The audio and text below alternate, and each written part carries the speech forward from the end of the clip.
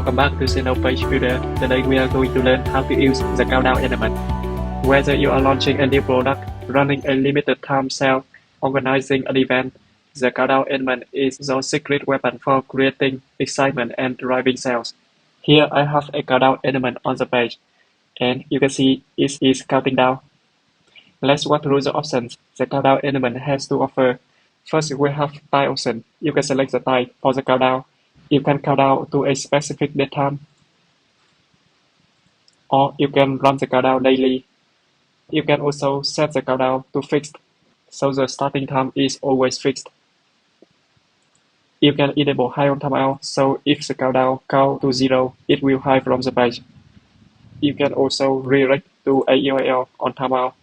Let's say I want to redirect to this page when the countdown counts to 0. Then we have display options. You can show or hide the days, change the day label, show or hide hours, change the hour label, show or hide minutes, and similarly for seconds. Then you can change the font for the numbers. Let me change it to Abel. And for the labels, let's say to Acme. You can adjust the number size and label size like this, number color and label color.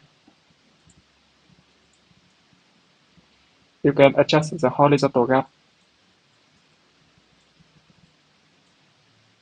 and vertical gap between the numbers and the labels.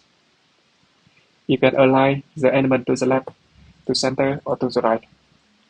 Those are important options on the countdown element.